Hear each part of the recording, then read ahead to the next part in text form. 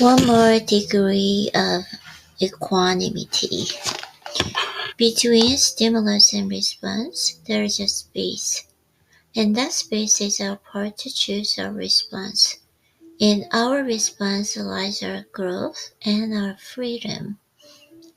To lead a blissful life, you must seek equanimity. In basic terms, equanimity is achieving serenity and mental calmness in a world filled with stressors. But it's much more than that. Equanimity is the quiet glue that underpins a lot of other ideas in this book. To reach the highest levels of these strategies, you must do so with an advanced degree of equanimity. I am a strong proponent of equanimity, and I think you should be too. The essence of equanimity. Okay, equanimity. Is it pronunciation kind of awkward? Okay. Equanimity originates from the Latin word having an even mind. It is a result of combining even and animus. Animus is mind and soul. Okay, searching for an even mind and the soul is an elusive virtue. People spend their lifetimes in search of equanimity, me included. I've struggled to find calmness throughout my life. For me, finding equanimity is easier in low-stress situations. However, it's a lot more valuable when I can summon it under duress. By better understanding what equanimity is and putting it into practice, my paths to success take less time and are more frequent and substantial. Start with this fact. We can control the vast majority of what goes on in our lives. We can dream, set standards and goals, and adjust our thinking and actions in a dozen different ways. What it can't do is control outcomes, despite our best efforts. For many people, the natural response is disappointment, frustration, despair, and anger. Nobody's immune from those feelings at one time or another. But what if you could raise your awareness about other ways to condition your brain and the response to outside forces and outcomes? What if you didn't let setbacks negatively impact you? What if you rose above bad outcomes to positive and rational mental state impervious into those setbacks? That is the essence of equanimity. When faced with a difficult situation, such as a stressful phone call, a poor meeting, and financial setbacks and relationship challenges, the highest achievers can find equanimity when others can't. Why do some elite performers rise to an even higher level in crunch time while others wilt? Equanimity is the invisible separator between the super elite performers and those who are average or ordinary. Think of it this way. A lot of pitchers have an easier time to striking out the batters. In the first inning with nobody, as in versus in facing a home run hitter with the bases loaded in the ninth. Okay, everyone can find degrees of equanimity most of the time.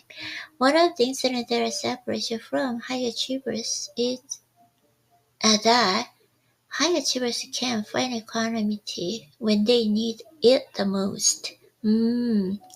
Equanimity is one of the world's oldest philosophies, and its elements are present in many religions. In Christian, we often look to each other and say, "Peace be with you," or "Peace of Christ be with you." There are countless examples in the Bible. Equanimity is also woven into several Eastern Indian religions. For example, Hinduism asks believers to abandon all achievements to success or failure. Elements in yoga teach that equanimity is attainable through regular meditation and the mental disciplines that clear the mind and bring it close to a healthy balance. Judaism places an importance on equanimity as a necessary foundation for spiritual and moral development. The Gautama Buddha, a widely followed in the 15th century BC philosopher and a spiritual teacher, described a mind filled with equanimity as abundant, exalted, immersible, without hostility and without ill will. A few hundred years after his death, he simply became known as Buddha, which means an awakened one and enlightened one.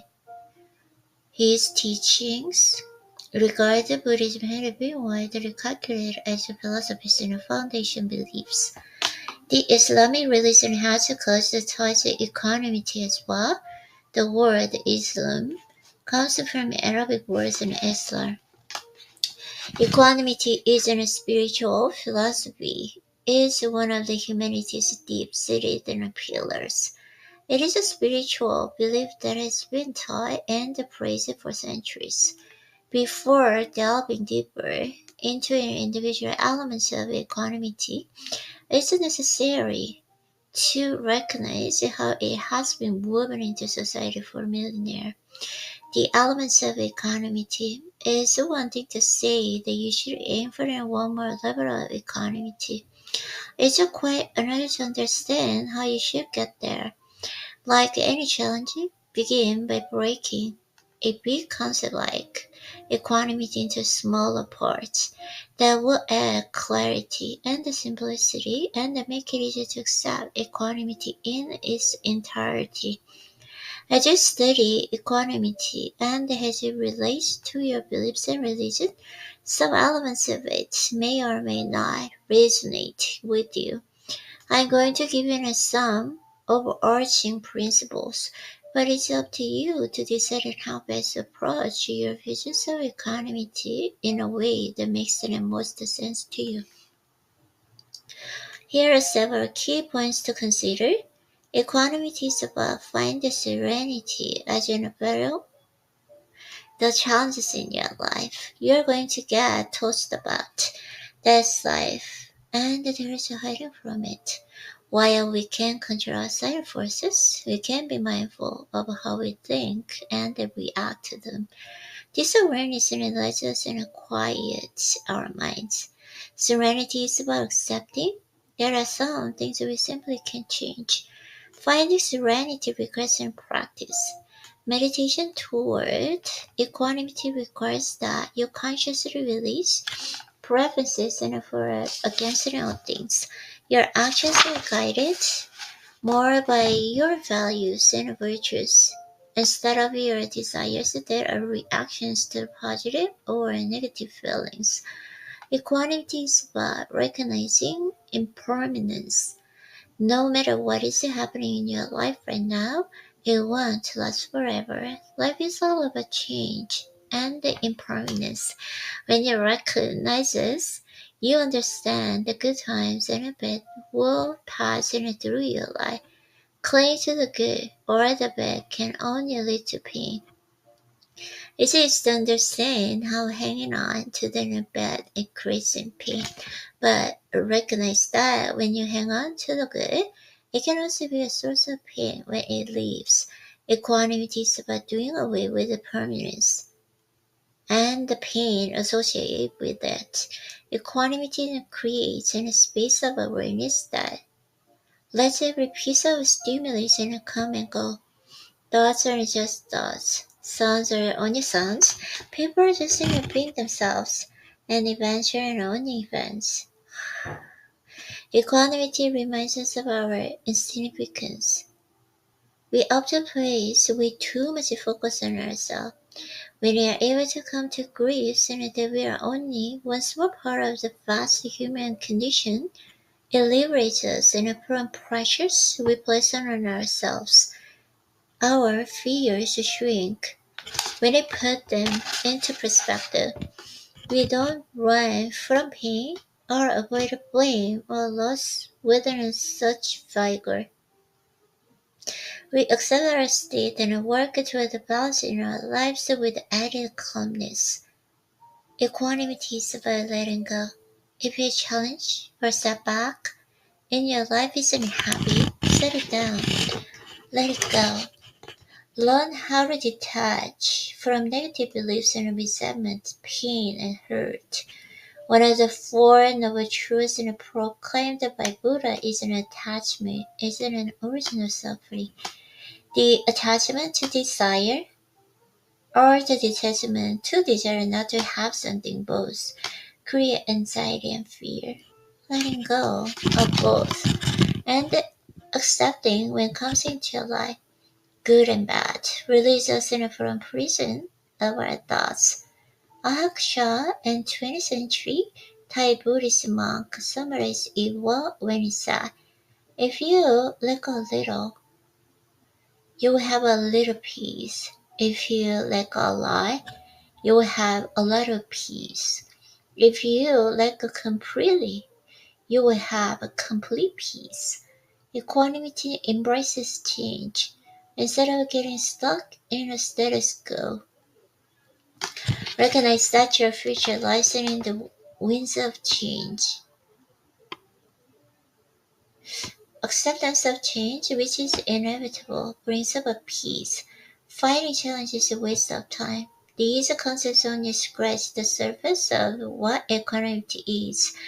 If you're interested in, I strongly encourage you to dig deeper.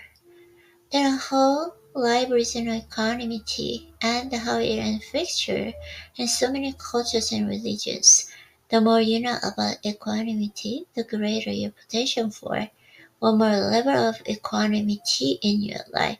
As a part of your further exploration, looking at the 8 worldly winds is an excellent place to start. Okay, the eight worldly winds. Buddhism identifies the four sets of opposing states that exist in our life. They are called an 8 worldly winds, sometimes known as an 8 worldly dharmas. They appear with various labels and are generally accepted as pleasure and pain, praise and blame, gain and loss, fame and disgrace. The goal of equanimity is to lessen the opportunities winds have on your mind that occur to one extent or the other every day. Example of a worldly winds might be: we fall madly in love, only to find out our love has. Oh no. We must balance in the good and the bad, so that while we recognize the good news, we also understand it isn't permanent. We accept that the world will balance things in over time, and this way we neither get too high or too low when we react these events. This isn't to say we shouldn't feel joy or happiness when something good happens. We just need to put it into perspective. Equanimity allows us to do that. Without equanimity as a governor, going back and forth is exhausting. The goal is complete mental calmness. Sometimes we can reach that state, but since the pursuit of equanimity is a long life venture, we must refine our approach and course correct as we go along. All 8 worldly winds are our teachers. From the spiritual point of view, we need all 8 in our lives. Without one half of the pair, the other ceases to exist or carries no meaning. However, too much preoccupation with 8 worldly winds is considered a barrier to equanimity. Being too caught up in them creates an emotional instability. Equanimity is a Samson steer a course down the middle of each of these pairs. It does not entirely fall in line with one side or the other. Equanimity accepts the reality of each wind without following it.